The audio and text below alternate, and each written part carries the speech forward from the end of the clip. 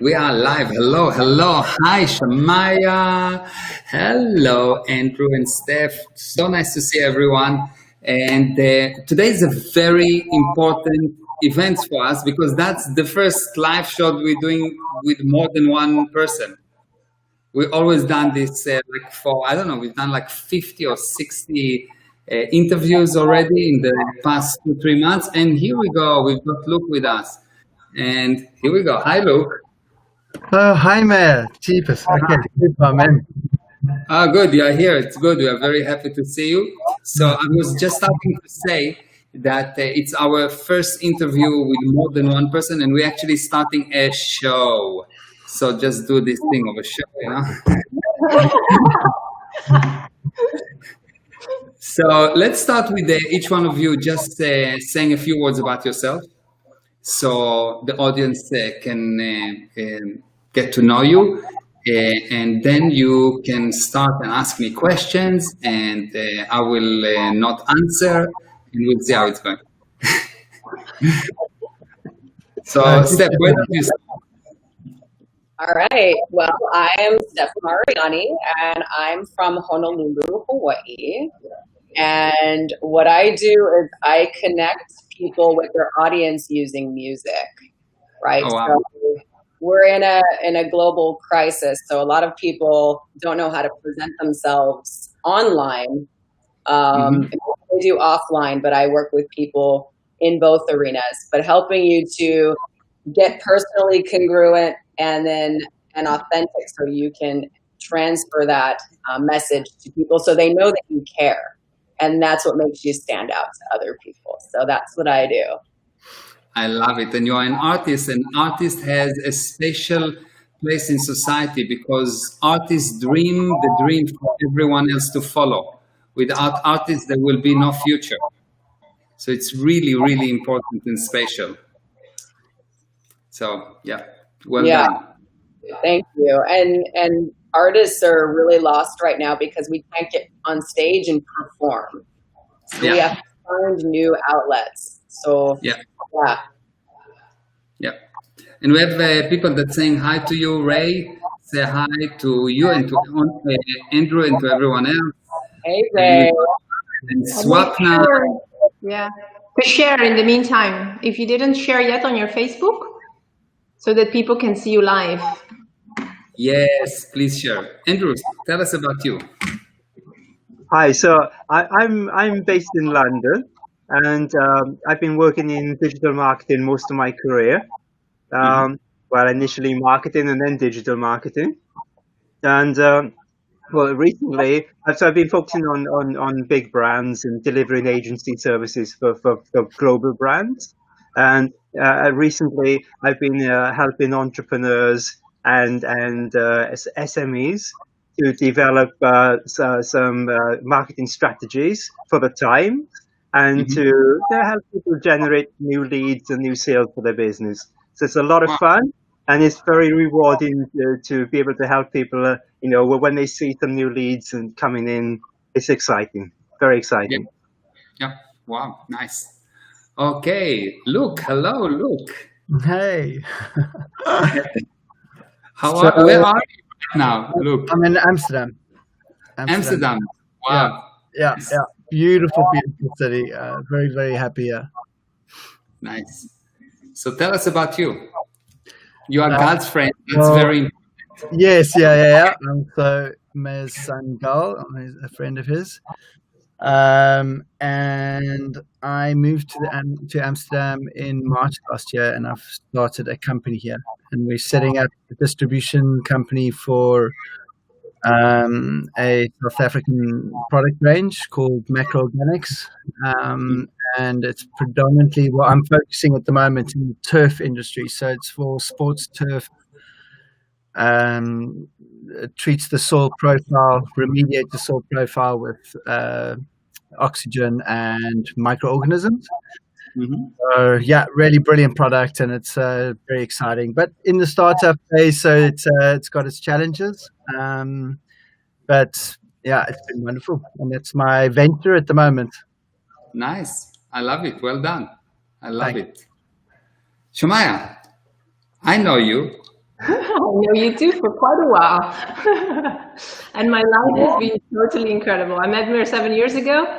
I had lots of things happening, and now I'm a completely new level of efficiency. My business is organized to monetize, and I'm very excited to helping businesses, especially now, grow their company, overcome the challenges that they're facing, and future-proof their business so that what's haven't been happening to them won't happen again. Wow, nice, very nice.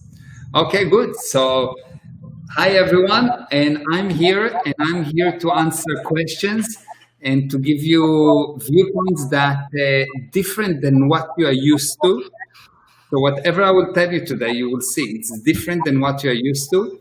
So anyone that joining this show, join only if you are willing to have a totally brand new look in life.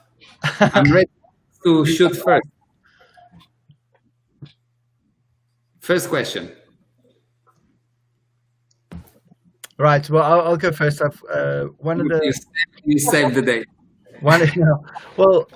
Just been in your coaching classes. I think one of the very first things you stepped in to address, which I took on in my life that you addressed, was doubt.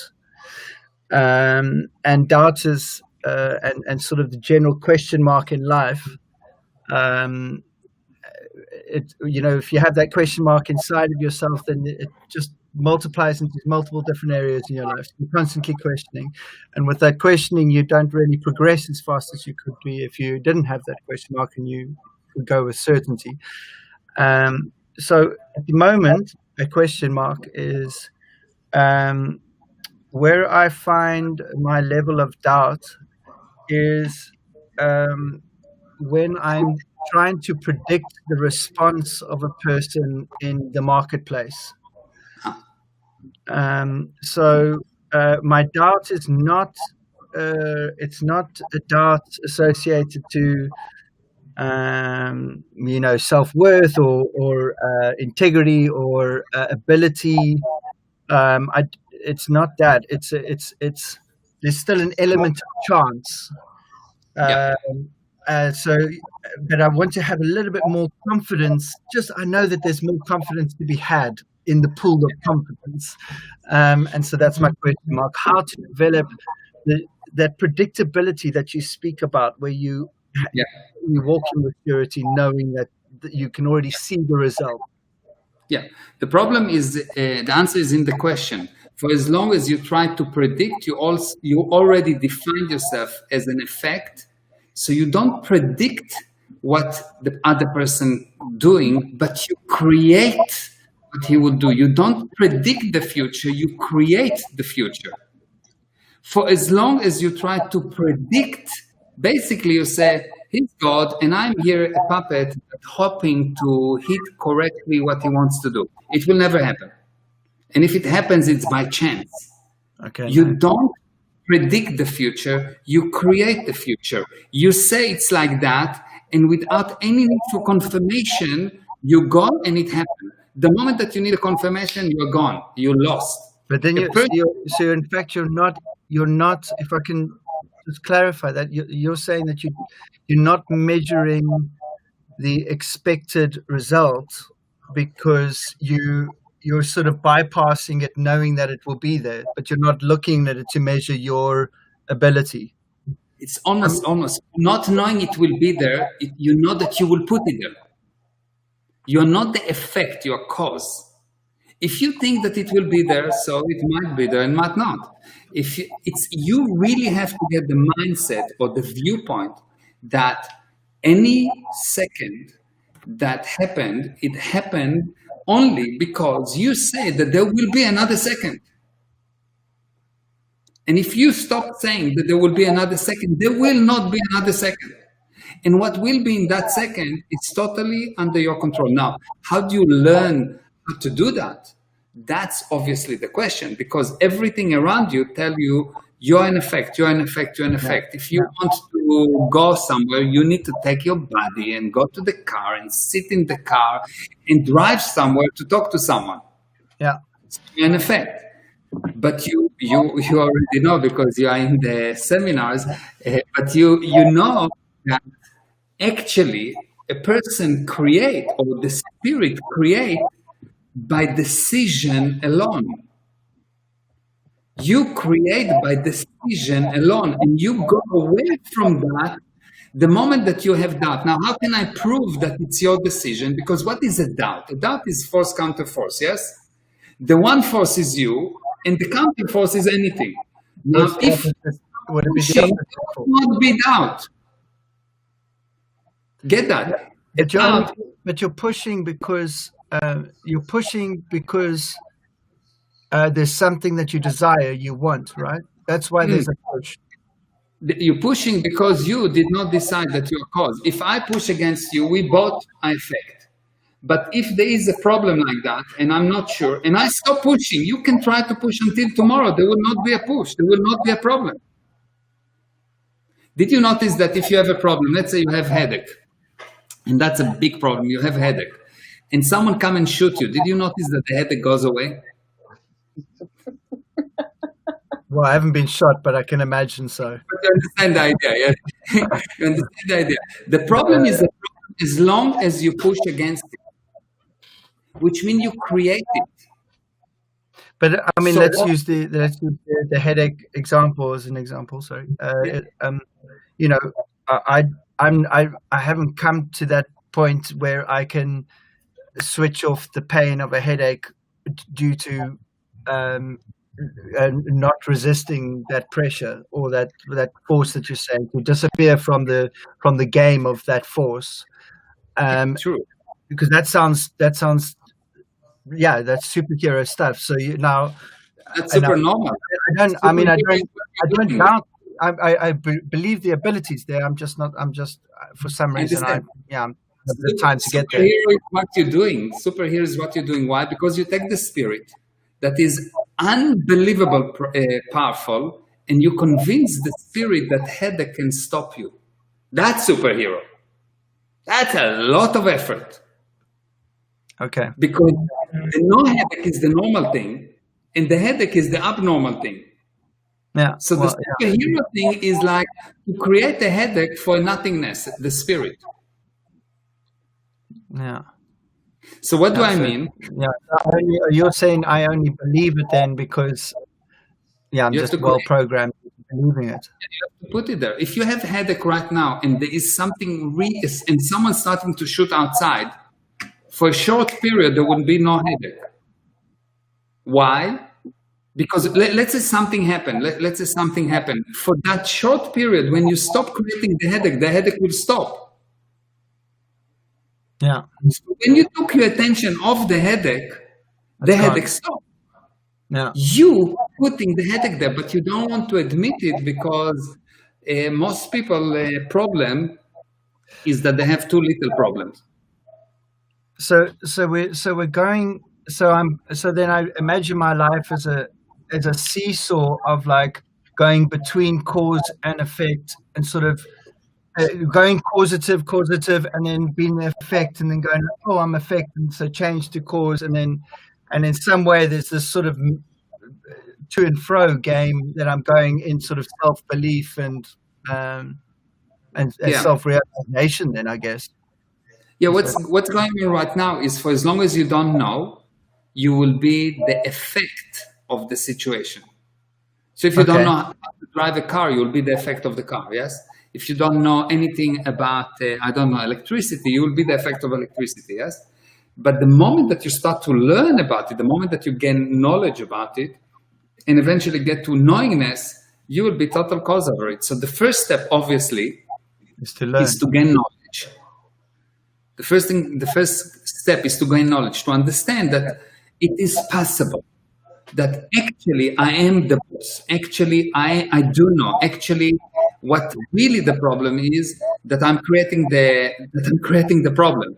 Now, once you realize that, once you entertain the opposite of what anyone told you up to now, everyone told you up to now that headache is just some chemical that come around and give you a headache, and everyone told you now that the body is your boss, and everyone told you now to bow every morning to the body and give it food and get it at night. Don't forget to bow to the body at night, put it to sleep, and don't forget to be the slave to the body.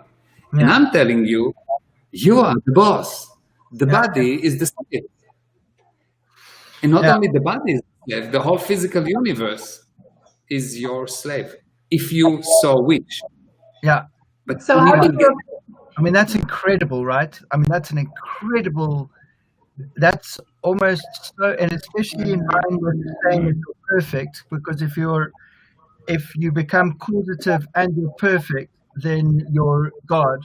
And so that means that the design then that you see, like literally the fabric and the structure of society is completely in your hands to manipulate. But because you're perfect, it's heaven on earth. Yeah. I mean, that's just mind blowing. That's mind blowing. It is mind blowing, and it's actually completely once you start to move even a little bit in understanding, your whole life change. Yeah. Everything, even Yeah, a little bit of understanding. Yeah, I mean, it's certainly happening like that for me so far. So, Yeah. anyway. Shemaya, you wanted to say something? yeah, how specifically would you say that this applies to business? Like Andrew, he's an amazing digital marketer. He's growing, he's expanding. I know Steph is launching like in a completely, in a different way because she's an performer. And of course, that's not possible right now.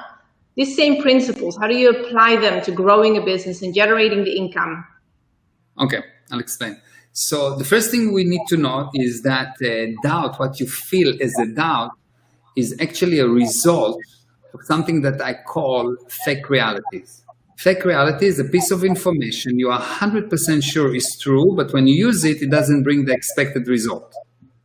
So now from the one hand, you've got this fake reality, and on the other hand, you've got the spirit, and the spirit knows, and this is a lie.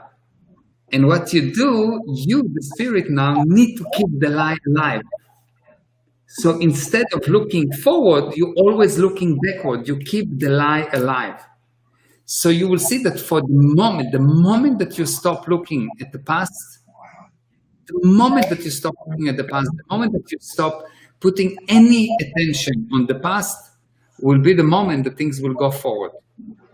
You'll see that when things are going forward is simply because for a millisecond, you put your attention on now, not on the future, on now.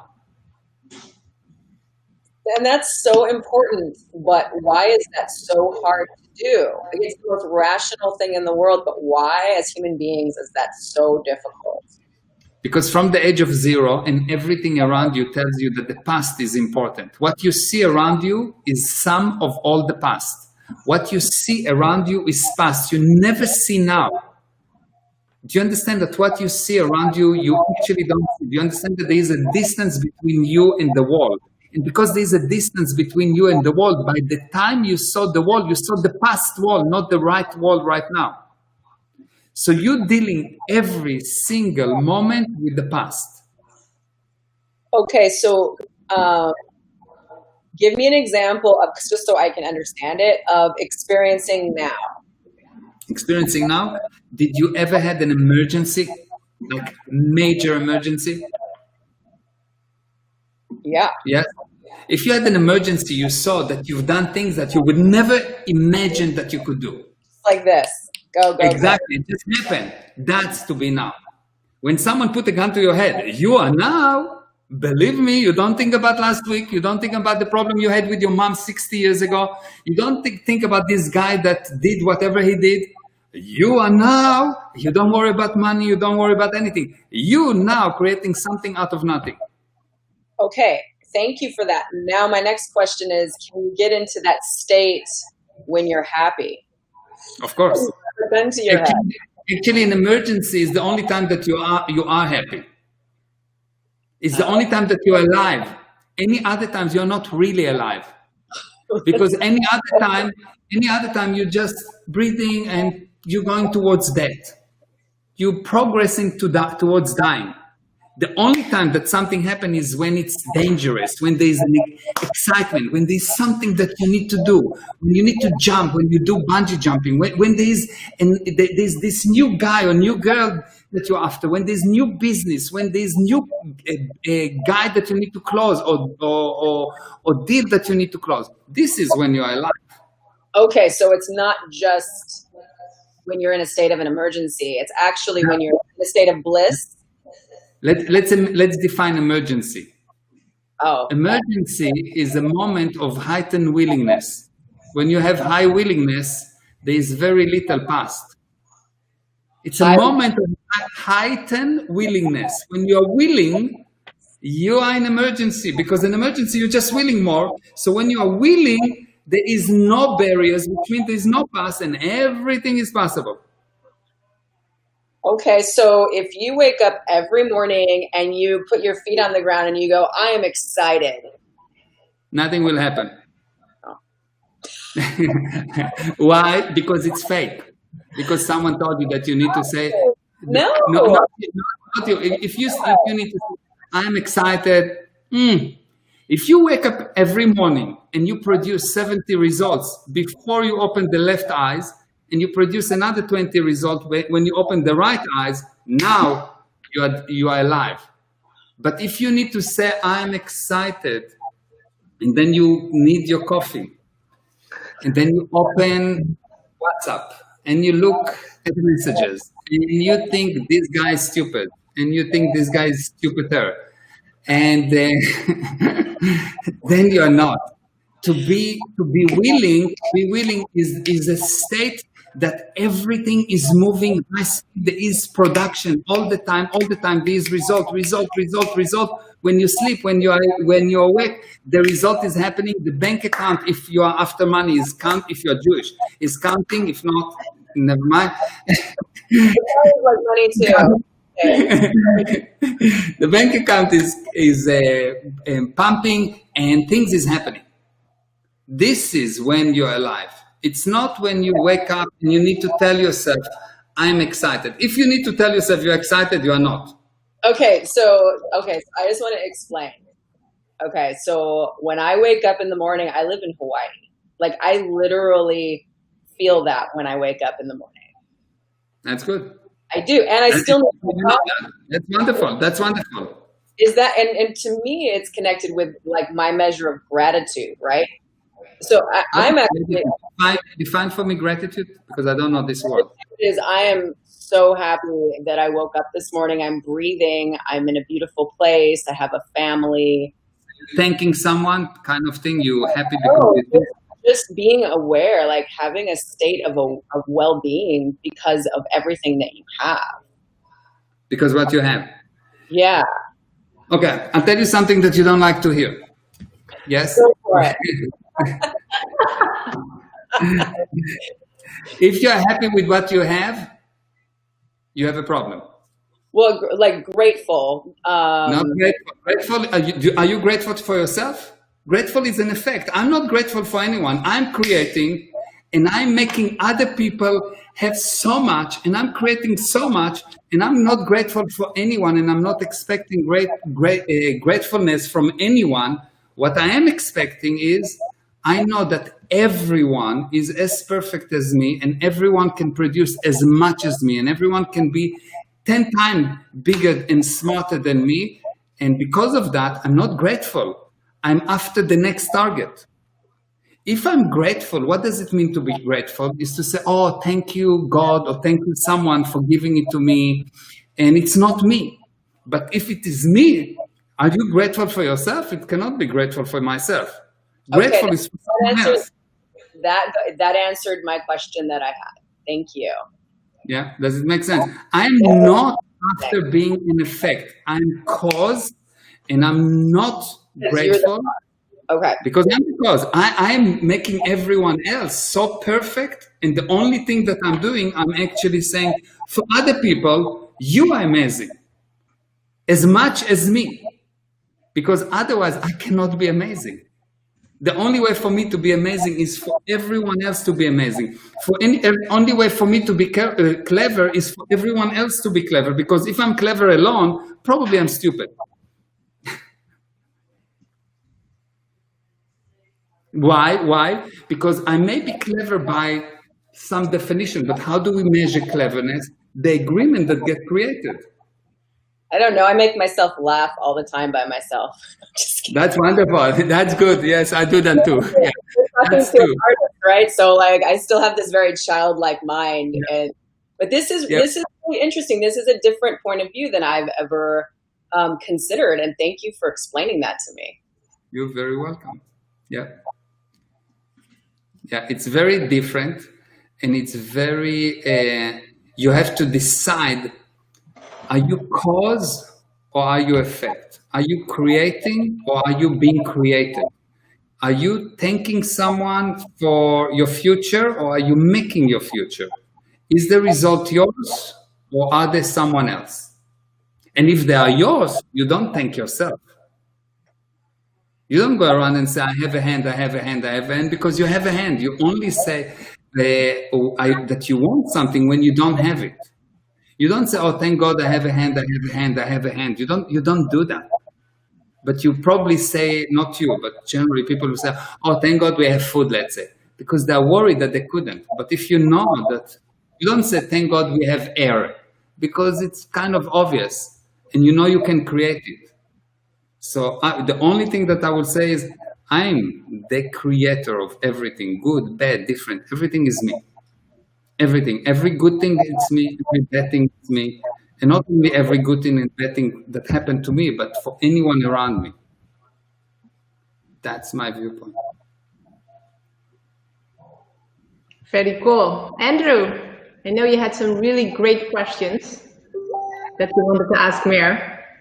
Well, I'm very intrigued, Meir, and I want to thank you for your time and your giving. And I've watched some of your Facebook lives, and I love the Facebook live that you talked about loving the customer.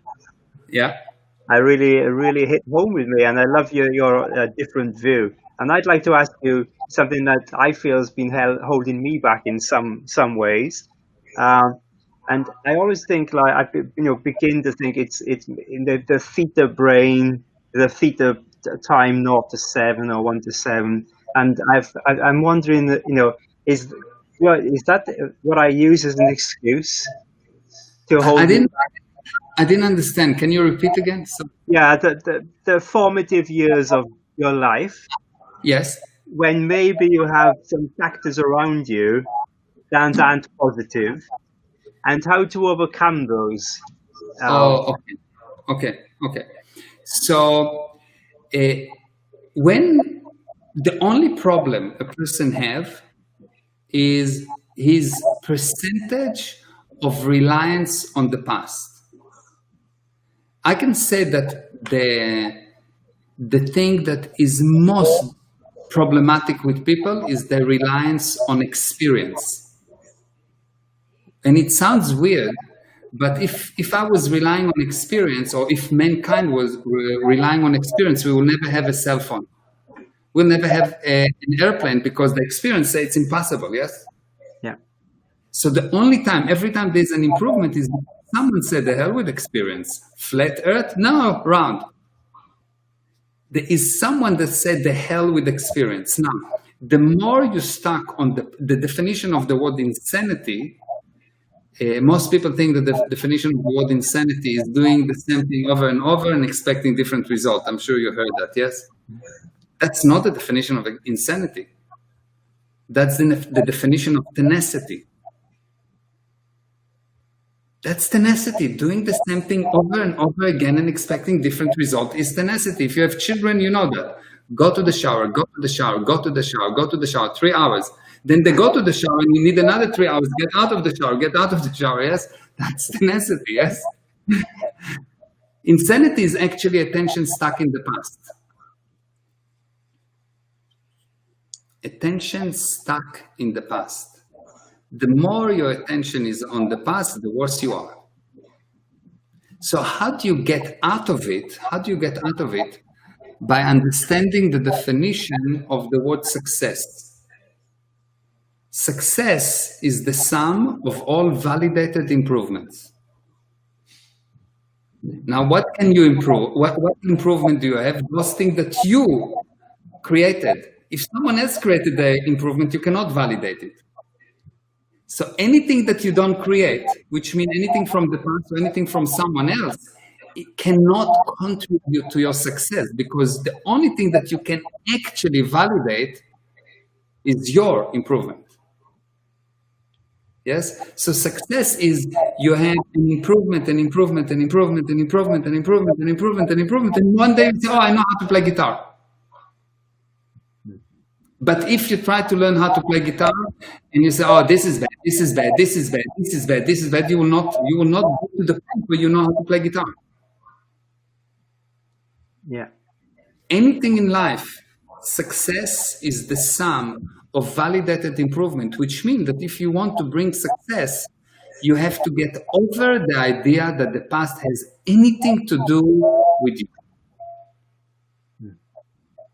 The past has nothing to do with you, because the only way for me to do the next word is I am in present time. I'm doing the next thing.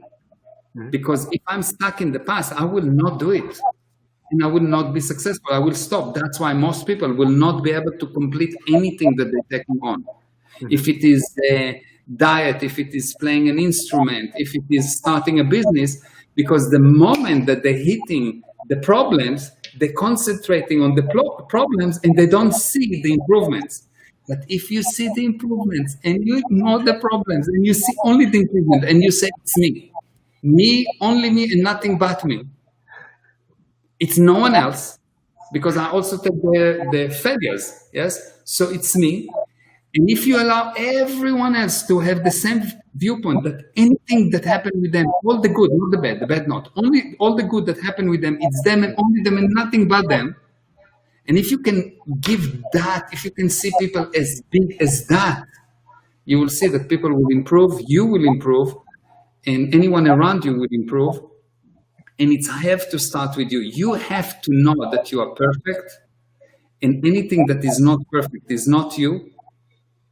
And you have to know that everyone else is perfect, and anything that is not perfect is not them. And when you can separate them, you, the perfect, and the actions that are not perfect, you will see that nothing will stop you. Thank you for that. Yeah. So how do I convince myself? How do I convince myself I'm perfect? Very simple. You need to learn who is you. If I'll ask you, who is you? How would you define you? Well,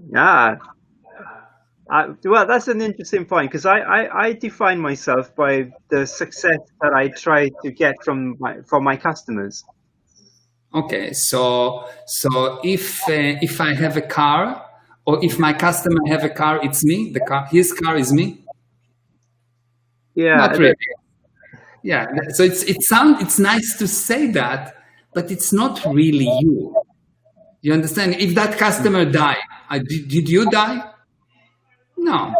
Mm-hmm. Yeah, you understand? So you are not the success of the customer. Maybe your result, what you measure yourself according to is the success of your customers. Yeah. But you are not the success of your customers. Because if you cut half of the success, nothing happened to you. Yes? Yeah. You can still create, like if I take Apple, and let's say 20 customers of Apple hate iPhone, and they break the iPhone. So there's no success with Apple customers. Apple, the owners of Apple don't really have something that happened to them. Yes? So who are you? Because if you cannot define who are you, you will see that you will not be able to fix something that you don't know what it is. Like we couldn't fix the atoms before we discovered the atom, yes? Yeah. It's very much similar to that. If you don't know who are you, how can you improve you? Yeah, so I would say I know I can say this in who am I as that definition for like in a business sense, and then obviously who am I for my family, and who am I for my children, and So you're basically telling me you've got different beingness or different hats that you're wearing. You wear a hat of a father and a hat of a consultant and a hat of a marketer, but that's not who you are. That's your hat. It's your hat. Mhm. You see that you are not.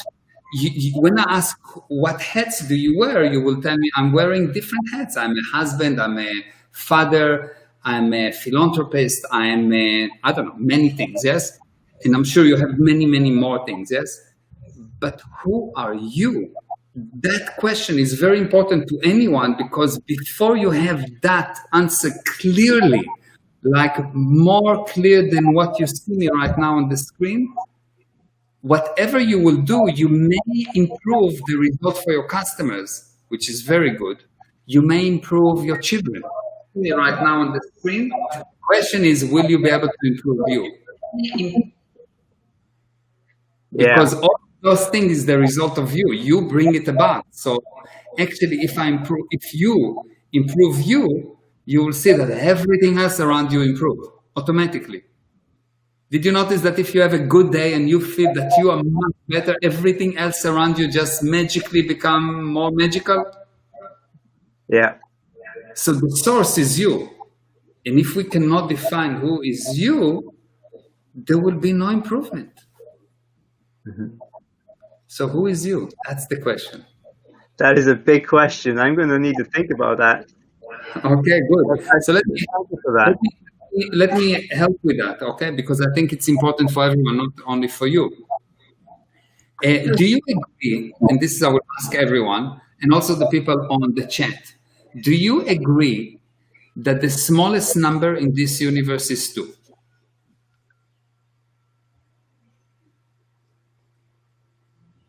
Have a look. Do you agree the smallest number in this universe is 2? If not, what it is? What is the smallest number in this universe? I would say 2, just because I've actually been to your classes, so I won't talk further. Yes.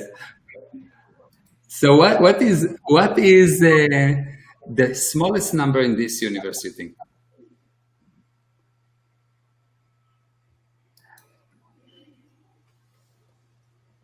Try. Just try a number. Just a number. What's the smallest? 0. Nice. Frida. Nice. 0. Okay. What's the smallest number in this universe? Smallest number in this universe, in the physical universe. The smallest number in this universe is actually 2, and I will prove it to you. In this universe, there is no plus without minus. There is no force without counterforce. There is no big without small. There is no beautiful without ugly. You cannot have anything less than 2 in this universe. And even if you say -1, there must be a +1. And if you say 0 is in relationship to infinity, there is no anything that, and actually 0, if you look from one side of this universe to the other side, you will not find 1, 0, nothingness. You will not find nothingness in this universe. The smallest number in this universe is 2. Now, why is it so important? Because if the smallest number in this universe is 2, it means that the component parts of anything in this universe is 2. It's composed of 2s, many, many, many, many 2s. Does it make sense? Yeah? So it means that what created the 2 is not composed of 2. If this is composed of 2s, what created the 2 cannot be composed of 2s. You understand why? Because this universe started at one point, and because it started at one point, it means that started was not here before. Yes? When I say started, when I say the iPhone started in 2007, let's say, it means it was not here before. So this universe started at one point, and it seems like it's going on and on and on. Time keeping going. So before, what happened before this universe was not this universe. You get that? So this universe is composed of 2s. So you can say that you you, the creator of this universe, or if you are the creator of this universe, you are this thing that's not composed of two, that can create any two. So you, by your decision alone, can bring about any headache or no headache, profit or loss, or anything else. And that's why you can see that you can take the same business, you give it to one person and it's a disaster, and you give it to another person and it's amazing. Why? Because that you, the nothingness that can bring something out of nothing, can turn the something into whatever he wants. And a person that don't have that viewpoint cannot turn the something into what he wants. So anything you do should be actually in the direction of improving this thing that is you. And otherwise, you'll see that most people learn a lot and do a lot of things in this universe with the end result of no success.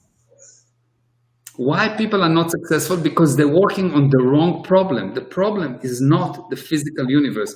You don't need to learn how to market. You don't need to learn how to deliver. You don't need to learn all of these things. Nothing wrong to learn this thing as a game, but that will not take you to the next level.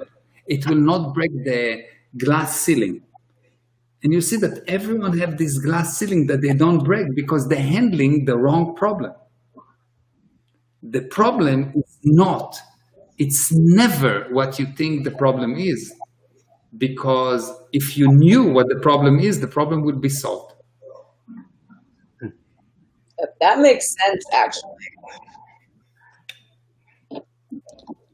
I like that. So you need to handle you, and the handling of you has to do with understanding the thing that is a nothingness, which is the spirit. The spirit is actually a nothingness that has one ability, to bring to bring something out of nothing. And once you really get that, once you really understand the mechanism, at least at the level that you understand the mechanism of the physical universe, you'll see that things will improve for you. And it's quite fascinating to see that people know a lot of laws, physical laws. I can ask any person about physical laws and they will tell me gravity, Ohm law, and many, many laws. But if I ask them one spiritual law, one, prove one spiritual law, no way. Yet the spirit is the boss.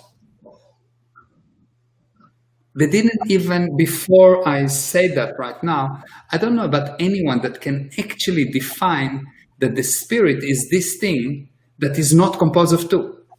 That's the definition of the word spirit. The thing that's not composed of two is the spirit. The thing that cannot compose of two, that can create twos.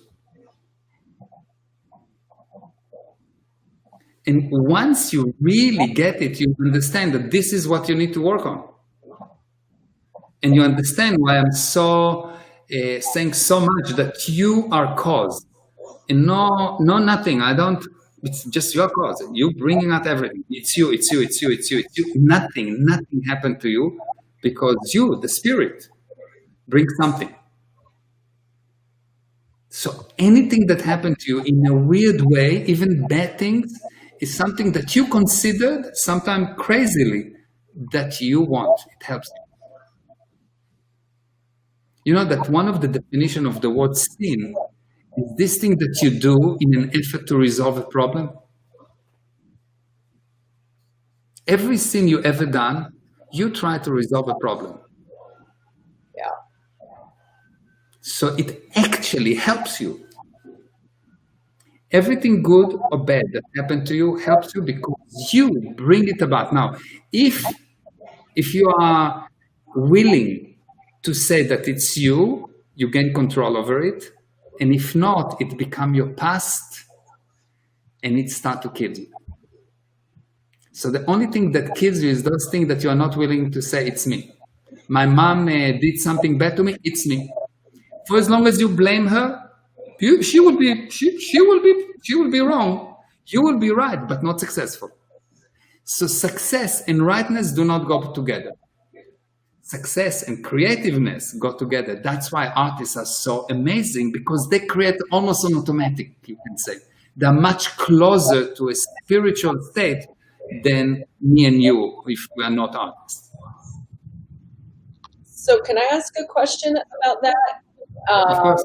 Because earlier I said, as an artist, I feel very childlike, and like children seem like they're closer to that state of being present. Yeah. Something about as we get older, what is happening?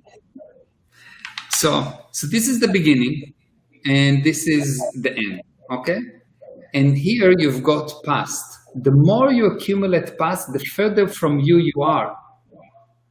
So you are as dead as you accumulate past.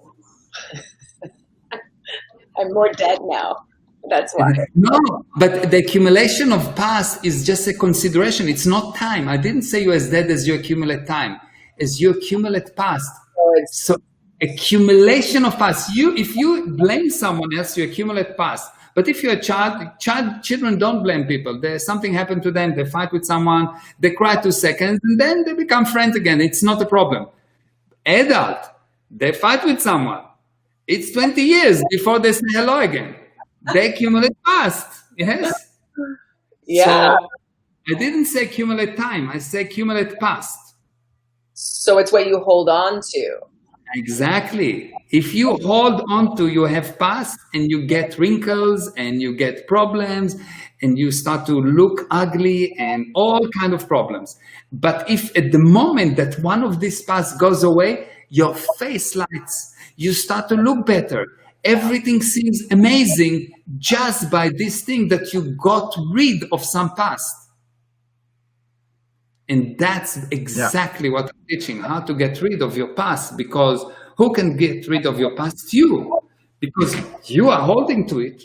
The moment that you stop pushing, bingo, you don't have past. So how do you stop pushing? You learn who you are. You learn who you are, and how do you learn who you are? It's actually quite fascinating. There is a specific way to eliminate past. There is a way to eliminate past that is so powerful that once you realize what it is, the past, you can take pieces of the past and remove them, and you can see that you remove them, and the face change in front of the person, and the energy change. And you see people all of a sudden don't need to sleep, and they just want to create, and they have this excitement of a 3 years old that's going to have a birthday tomorrow. They have this willingness go to the sky, and the barriers go to zero, and you get this thing that called happiness. What is happiness? The overcoming of those barriers. When you climb the mountain, not when you go to the top of the mountain, when you manage to do this piece, not when you're doing it. When you're doing it, it's easy. Already you're doing it. It's not happiness. This is a machinery now. It is when you, wow, I managed to close this deal. That's when I'm happy. But if the deal is easy, then it's nothing. You don't close the deal. You took the order. It's different. But if the deal was difficult, and you managed to engineer it in such a way, and you came up with these 50,000 ideas, and you made it go right, now you are happy. But if you go 8 to 5 to work, and you do the same thing, and you hope for the best, and you complain, and you rely on your past, and everyone is to blame, you are miserable. You are dead. The body moving, but you are dead. Why? Because you're stuck in the past. You don't create any future. You are stuck in the past. You are insane, and you create no future. And you will see that when people have no past, everyone will have them. You take a child, and a child is 5 years old, and he goes to the street, and he's in the street. 50,000 people would jump to give him food and water and whatever he wants. Why? Because he has no past. So he's beautiful. So everyone loves him.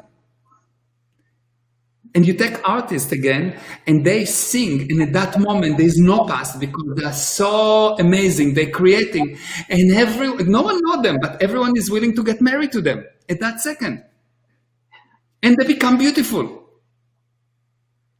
because there's no past. What makes you ugly, what kills you, is your past, not the time. Not your time on this planet kills you. The past kills you. The That past just that you're killing. get over anything in the past. Like, just do it. There's a method to do it. There's a method to do it. And it's not exactly the time to teach it right now, but there's a method to delete anything from the past. And the more you learn it, the more you gain control over it, and the younger you get. I can tell you, people that know me can tell you, I don't sleep more than, 3 hours a day. I handle thousands of communication per week, thousands. There is never someone that, there's no situation when I'm not available. I do every day. I have seminars every day. I'm running 24 businesses. I have at least one wife that I know of. No, I'm joking. I have a full-time wife, and I have 3 kids, and I dance almost every day of the week. And I play keyboard and guitar, and I sing, and I do kite surfing, and I do many more things, and I have too much time. Why? Because I create it. Because I will never, ever, ever admit that someone other than me hit me. If someone hit me, it's me. If I lost something, it's me. Everything that happened, I never holding to the past. It's not them, it's not him, it's not anyone, it's me. And that's what I expect from everyone else. That's how I see everyone else. And that's why I see them as perfect, because whatever happened to them, it's them. So it's perfect. This is what they want. Beautiful.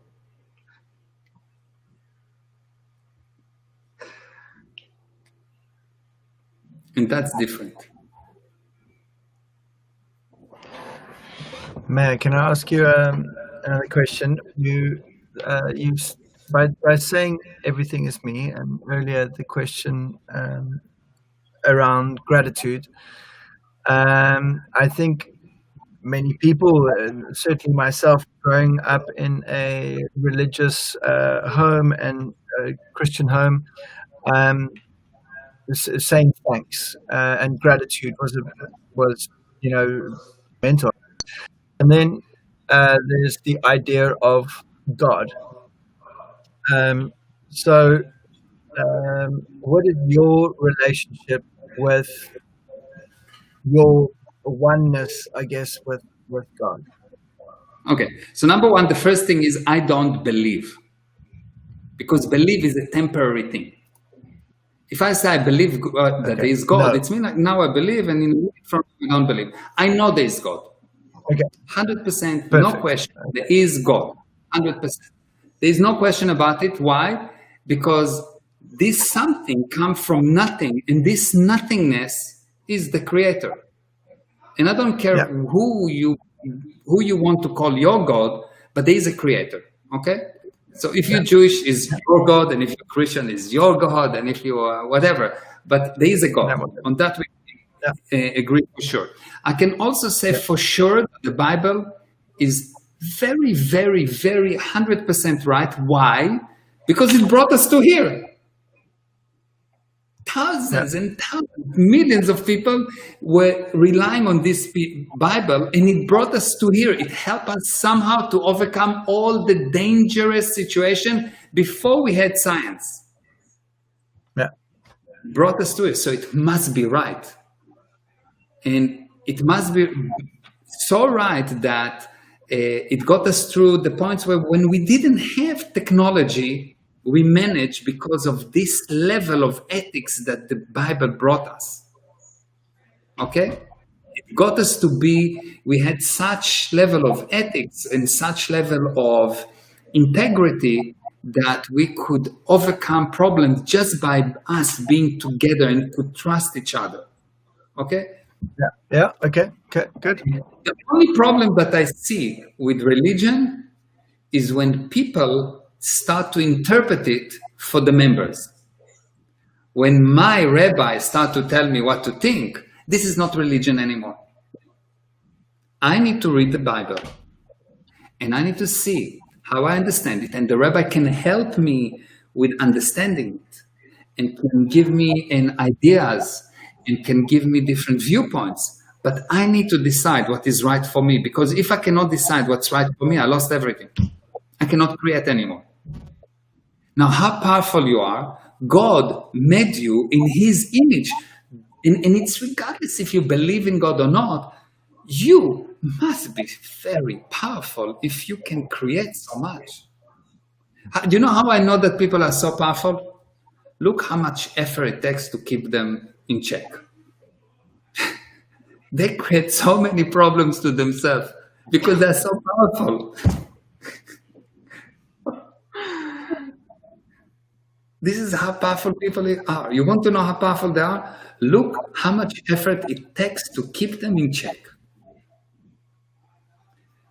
So regardless if you are religious or not, the only problem with religion is the interpretation of God. Because if there's one Bible, the Jewish Bible, yes, there's one Jewish Bible, but there's more or less 2,000 different kinds of Judaism. Now, one thing I know for sure, God was not confused when he wrote the Bible. He meant one thing. He was not in doubt. It's probably us that reading it that are in doubt. So if there is 2,000 viewpoints on the Bible, at least 1,999 are wrong, probably all the 2,000. Yeah. The problem is not the Bible. The problem is that the interpretation. How do you know that something is wrong? When someone doesn't allow you to have your own viewpoint on the subject. Yeah, so I completely agree with you on that point, and I think we certainly have strayed far from the truth when it comes to religious behavior and sort of dogma and what. My question was your relationship. How do you understand? And the reason why I'm saying that is because earlier you said everything's me, everything's me, everything's me. So you're taking full responsibility, which I admire. But how do you is there any translation to having that sense that I think Steph spoke about regarding just feeling in awe with the majesty of, because I get this feeling sometimes, and now I'm trying to understand if that's delusional or something, to have this sort of feeling of absolute awe with how brilliant this whole game is. You know, how fascinatingly orchestrated it is, just through my mind's sort of thoughts and what you're preaching now in terms of how I need to think to create my future. I mean, it's so amazing that I feel compelled to feel wowed. And so if I'm feeling wowed, then I'm going, well, I'm not sure if I should be feeling wowed if it's just the way it is. Yeah. So you're feeling wowed about yourself because it's you that created that. And because you are the God of your own universe, and you don't expect anyone to, if you're really God, you don't expect anyone to feel wow about you. No, absolutely. So God don't expect to feel wow. Someone that is really good, don't expect people to applaud him. His applause is enough. How do you know that you become you when your applause is the only applause that you need? Yeah. So it is maybe the only applause that you need, you are God. But are we applauding us? Am I applauding myself then? Is that actually what's going on?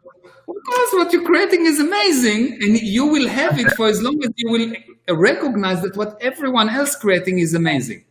Because what most people in the physical universe, they say, look how good I am, and what they mean is look how stupid everyone is. That's not what I'm talking about. I'm talking about look how amazing I am, and look how amazing they are. When both happen, that's when you are you. But most people, when they say I'm right, what they actually mean is you are wrong. Yeah. That was a wonderful thing that happened to me and doing your courses, was just that very, very simple. It's like just to love, to see everyone else as perfect as yourself is really the definition of love. And then this idea that you're also one with the Creator, that you are of the same essence. I mean, those are the first two laws from Noah, from Moses. And I think that by doing that, it's not that you're not elevating yourself. You're actually dismantling everything by doing it. You're actually dismantling love. You're actually leaving the world of trying to admire or not admire or be in a position of admiration. You're actually leaving and departing that whole world and becoming a instrument of love. Yeah. So a creator, becoming a creator. Yeah, the actual definition of the word love is actually quite fascinating. My definition of the word love is the urge to be together for no reason at all. Because if there is a reason, it's not love, it's a business deal. If I'm with you because you look good, it's a business deal. You give me the look, I give you the whatever. I give you my look, yes. But it's a business deal. You give me, I give you. But I love my children for no reason at all, even before they're born. I love my children even if they shoot me. I love them. That will not change because it's for no reason at all. And that's love. And everything else is ownership. So people think, well, I fell in love with you, so now I own you. And they even make agreement that now I own you. You are my wife. You are my husband. I'm owning you. No, that's not love. Love is the opposite. Love is the urge to be together for no reason at all, which means I want you to, my purpose is to maximize your ability. Not to get something from you, but to make you so big that basically you don't need me because you want to be with me for no reason. If you need me, it's for reason, then you will not love me. And that's why you see that people that you really love are people that make you bigger, not smaller. Yeah. They make themselves, they make you so big so they don't need you. And so if they really love you, they stay with you. And if not, they throw you away. So you know they didn't love you to start with. You want to know who is someone? Look how he's treating someone that he doesn't need anymore. You know if he actually loves or not. You know. Yeah, absolutely. It's very, I know it's different. I know it's like, what? It's not what you told me. I know. But everything I'm saying, and that's the good thing and the bad thing, is something that gets you to look, is it real for you? Does it make sense for you? You have to forget to put aside all the fake realities and to look in a new unit of time and to decide, does it make sense to you? If it makes sense to you and you make it your own, it's not mine, it's yours, because I'm just describing what's going on. And if you can make it yours, you will see that your life will automatically improve without doing anything. Just by doing this switch, boom, your life will improve. Yeah, thank you. That's great. Absolutely. I've seen that happening in ways I can't even describe. Whether it was health, business, marriage, every area has improved just by learning to look and to seeing the difference between truth and fake realities. Yeah. And to continue to create. Yeah. You know, the definition of the word clever is my definition of the word clever is an interesting definition. Clever for me is the ability to recognize truth. If you can recognize truth, you're clever. That's what cleverness means. And genius means the ability to create new truth for other people to follow. Is it a new truth, or is it just the truth realized? No, new truth. New truth. Because if it's realized, it means we're dealing with the past. creating Well, new. what about a non-time bound? Totally new. Totally genius have to be to bring about something totally new. If it is based on something else, it's not a genius. It's just changing what already exists. Yeah. Okay. Quite I've fascinating. just mentioned. What is there not something like a truth that's outside of the time frame that we're living in? So, like, just an absolute truth.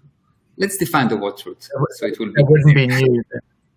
Let's define the word. How will you define the word truth? Something that doesn't change. Yes, it's true. So truth is the moment of creation. It's the moment of creation for as long there is no continuation. The moment of creation, the moment that there is continuation, it means there's time, and when there's time, there's change, which means it's not the truth anymore because it's change. Are you with me? So truth is the moment of creation with no continuation. And genius is someone that can bring something truth, which means genius is someone that can put the next second there, the next second there, the next second there. And the moment that you start to rely on the past, you go away from being genius. The more you are in the past, the less genius you are. Okay. So it's a moving target then, versus something nailed down. Exactly. That's what we try to do. Exactly. That's artists. I'm so at awe at artists because artists doing that.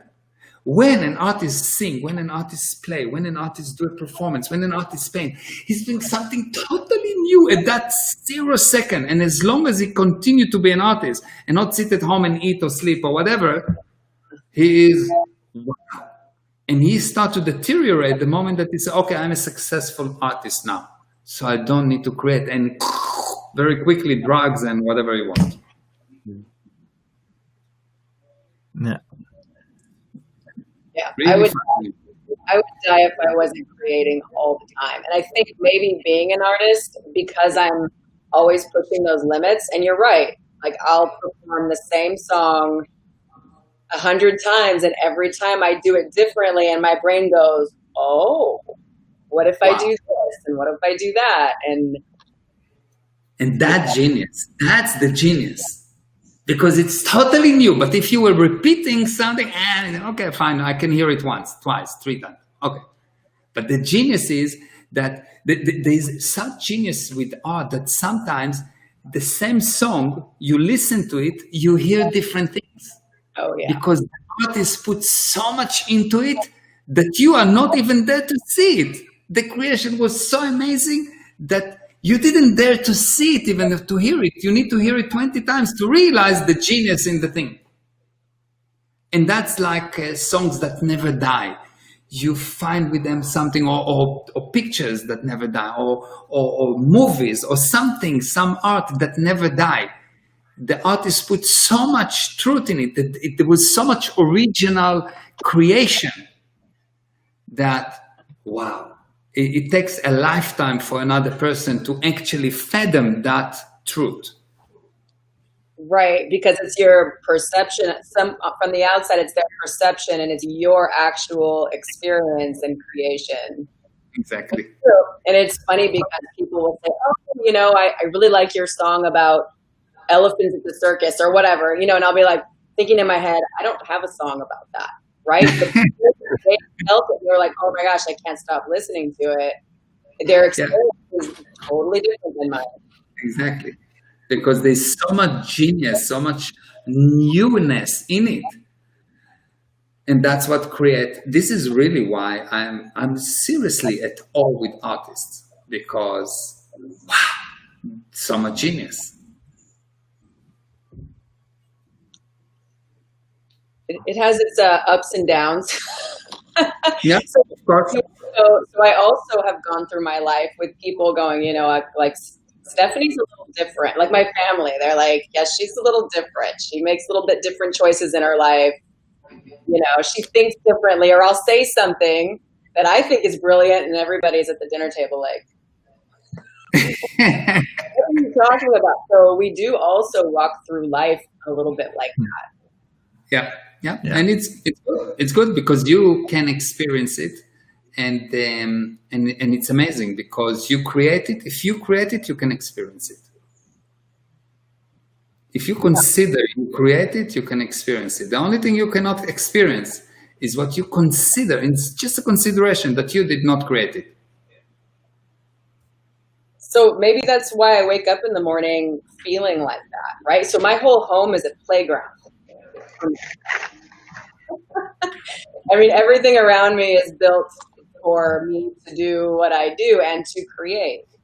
Yeah, that's why.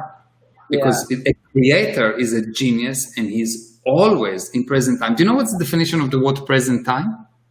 You know, the past we know is something that happened. The future, we know what it is, will never arrive. Yes, the future is always in the future. I don't know if you noticed. It's never arrive. Yes.